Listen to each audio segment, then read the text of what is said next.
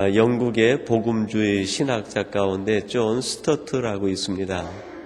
그분께서 리더십의 진실이다라고 하는 책을 썼는데 거기에서 고린도전서 1장부터 4장까지를 중심으로 해가지고 예수님의 리더십은 무엇이었는가, 그리고 그 예수님을 뒤따르는 성도들의 리더십은 무엇이 돼야 되는가 하는 것을 분석하고 제시를 했습니다.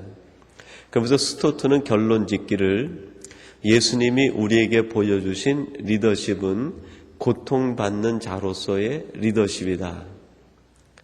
그 뜻이 그러합니다.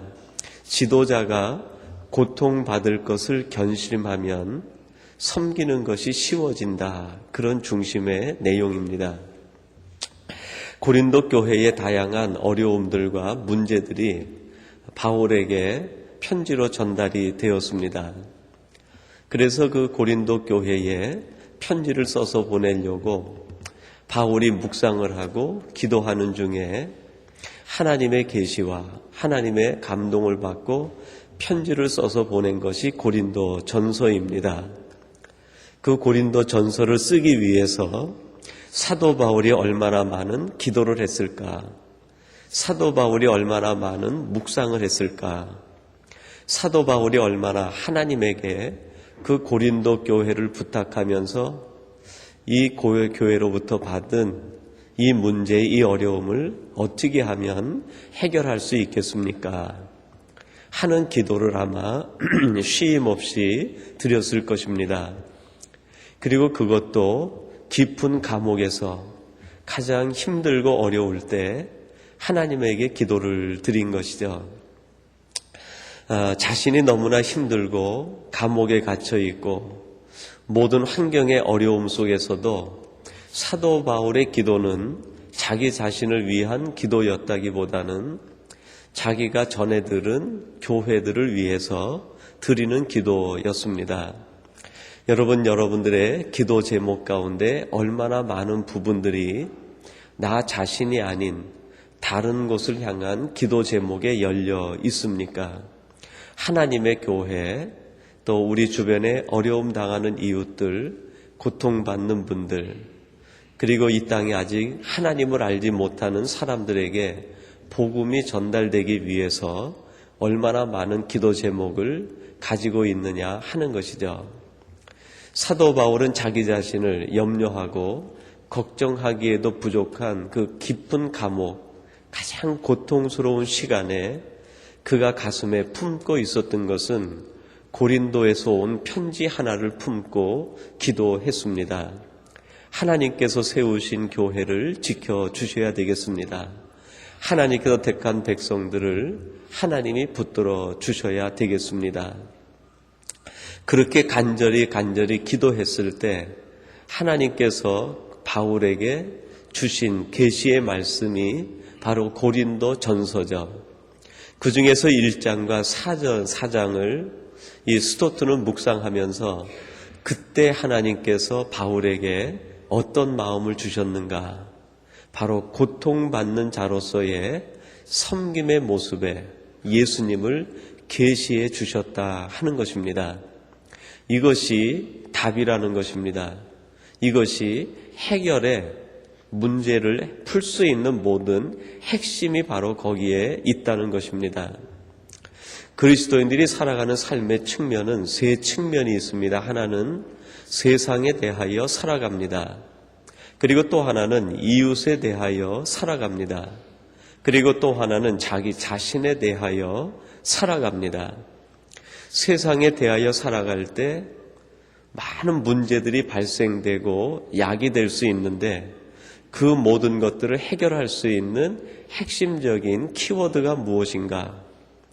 고린도전서 1장, 4장 내용을 보면 사도 바울이 깊은 감옥에서 기도하던 중에 하나님으로부터 응답받은 내용을 보면 존 스토트가 그 말씀을 갖고 분석하고 묵상한 내용을 보면은 고통받는 것을 섬김의 이유로 받아들이면 해결될 수 있다는 것입니다.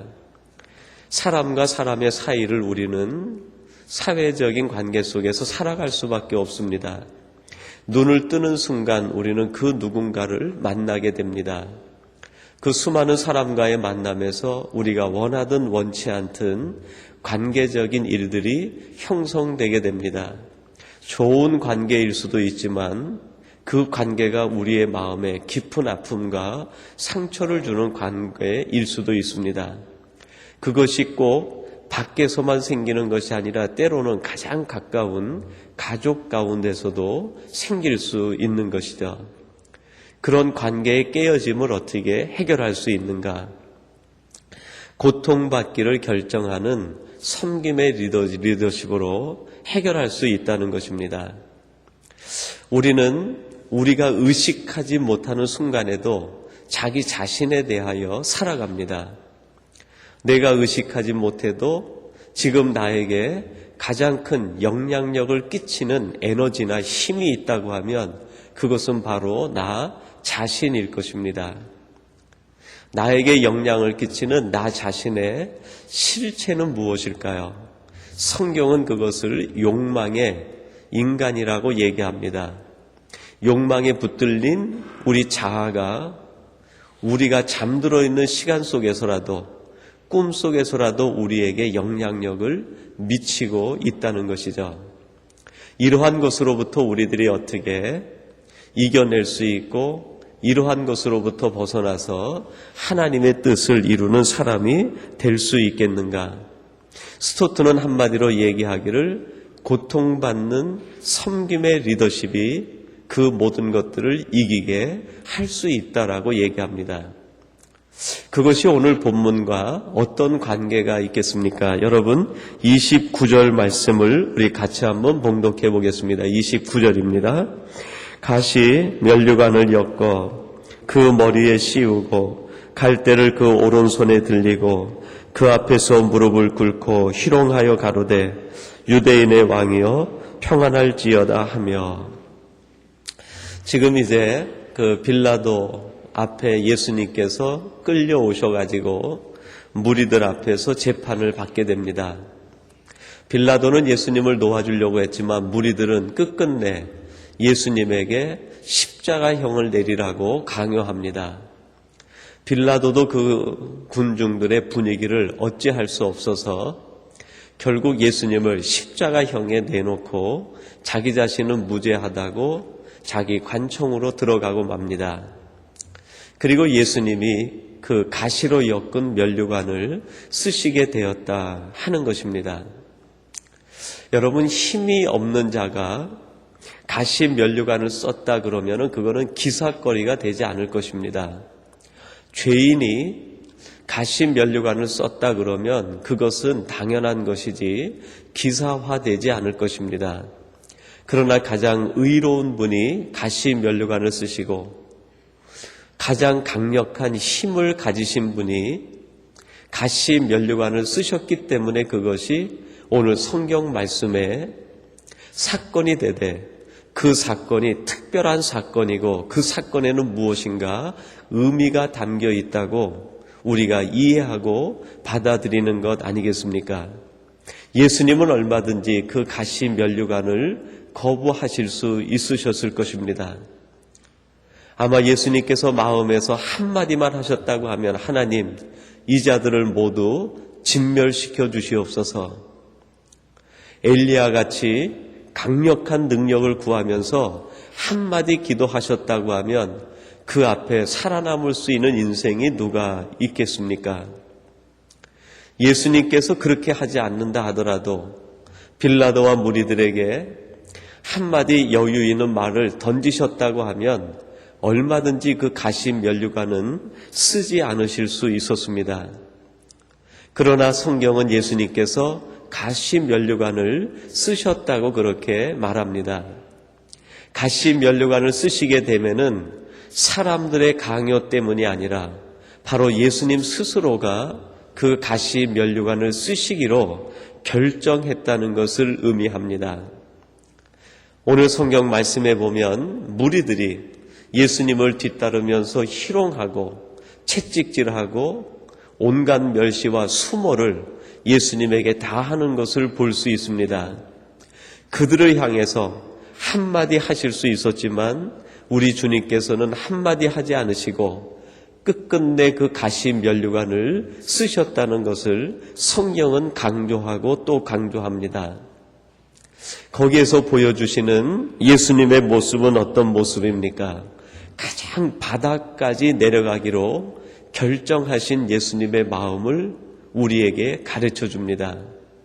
모든 고통을 다 겪기로 결정하신 예수님의 모습을 우리에게 가르쳐 주시는 것이죠.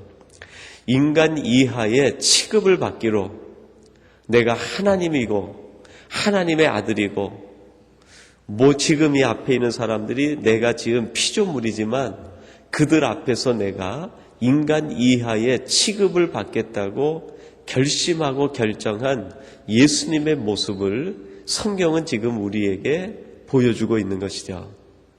여러분, 이것이 그리스도의 능력이고 오늘 이 말씀이 우리에게 전해주고 싶은 성도들의 능력이 여기에 있다는 것입니다. 성도의 능력은 가장 높은 데 올라가서 생기는 것이 아니라 자기 자신을 쳐서 복종시켜서 바닥까지 내려갈 때, 바닥에 붙어 있을 때 성도의 능력이 가장 크게 나타날 수 있다는 것입니다. 하나님의 사람들이 하나님 때문에 인간 이하의 취급을 받는 것을 당연하게 여기고 결정했을 때 인간 이하의 취급을 받기로 결정했지만 사람들은 그 속에서 위대한 하나님의 능력을 맛보게 된다는 것입니다. 하나님께서 주신 사명 때문에 감히 인간으로서는 겪기 어려운 고통이지만 그 고통을 감당하고 받기로 결정했을 때 거기에서 하나님의 놀라운 능력과 하나님의 역사하심이 일어나게 된다는 것입니다. 왜 우리들에겐 이런 하나님의 능력이 나타나지 않을까요? 아직 바닥까지 내려가지 않았기 때문인지 모르겠습니다. 하나님 왜 내게는 이런 위대한 하나님의 능력이 나타나지 않습니까? 아직 우리 자신이 하나님을 사랑하는 것 때문에 인간 이하의 취급을 받아도 그것을 감사의 조건으로 받아들이지 않고 있기 때문 아니겠습니까? 하나님 왜 나를 통해서 하나님의 역사가 일어나지 않습니까? 그 이유는 간단한 것 아니겠어요? 아직도 우리들이 인간적인 삶의 가치 기준을 떠나지 못하고 하나님께서 우리에게 주신 그 사명으로 인한 고통을 수용하지 못하고 받아들이지 못하고 거부하기 때문 아니겠습니까? 성경에 나오는 하나님의 위대한 역사를 이룬 사람들은 모두가 바닥까지 내려간 사람들이었습니다.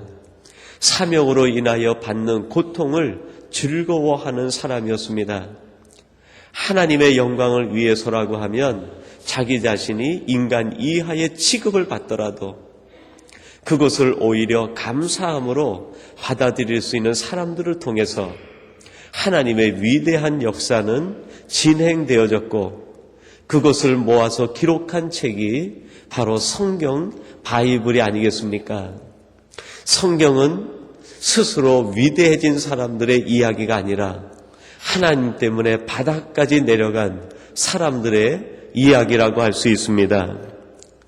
여러분, 이렇게 우리들이 가시 면류관을 쓰기로 예수님처럼 결정하고 결단하고 고백할 때 우리에게는 두 가지 놀라운 일들이 일어날 수 있습니다. 첫째는 이길 수 있습니다.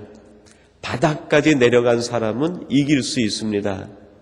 가시 면류관을 쓰기로 스스로 결정한 사람은 이길 수 있습니다.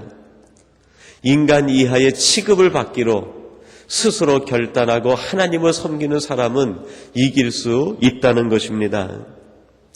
아까도 말씀드렸지만 우리 모든 크리스찬들 사람은 세 가지 측면에 대하여 삶을 살아갑니다. 세상에